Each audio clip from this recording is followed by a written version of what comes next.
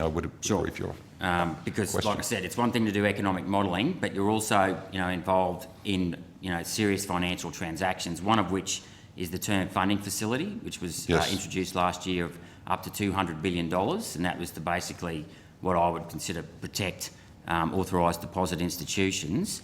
Now that the economy is back on track, has that been repaid, or how soon do you think that So when the funding we provided under the term funding facility was for 3 years.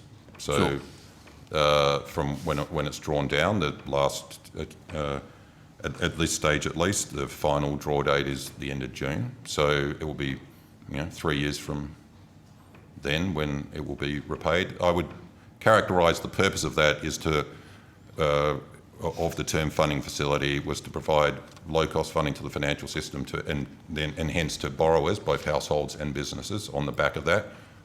The evidence suggests that's exactly what's happened. We saw borrowing rates come down on the back of that. So I'd say it's working as intended. Sure. I mean, I'd argue, and this isn't your responsibility, by the way, but if we can find $200 billion to underwrite banks or back them up, we need to find a similar amount of money to build some infrastructure and get the real economy moving as well. Has the RBA modelled what the inflation rate would be if it hadn't excluded land from the CPI in 1998? So we don't make any decisions as to what's included and excluded from the CPI. That's I realise that, but have you modelled what the inflation rate would be if land hadn't been excluded from the CPI? No. Right, because that to me is a big part of when you justify lowering interest rates, you say inflation's low, but yet the CPI doesn't include the cost of existing housing or land. And let's face it, the average price of housing has risen by 7% on average over the last 30 years, and that's been excluded from inflation.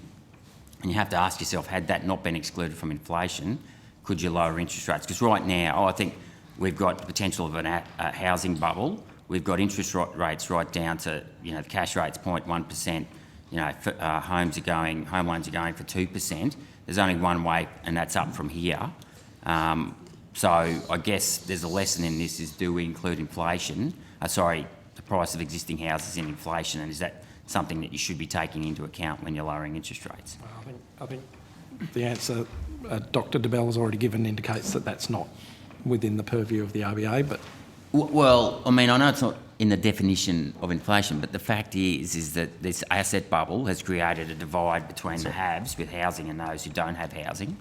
So we certainly take the effect of our interest rate decisions on house prices as something to be taken into account in the setting of our monetary policy decisions. Some of that is the way that some of the of our policy actions are transmitted. Sure. So how do we get out of this now? We've got interest rates at 2%. We've got a big housing bubble. Interest rates are going to get up. How are you going to get us out of this? So I suppose one thing to note, Senator, is if we hadn't provided this stimulus, we'd have a lot higher unemployment. So that's a choice that you have to make, right?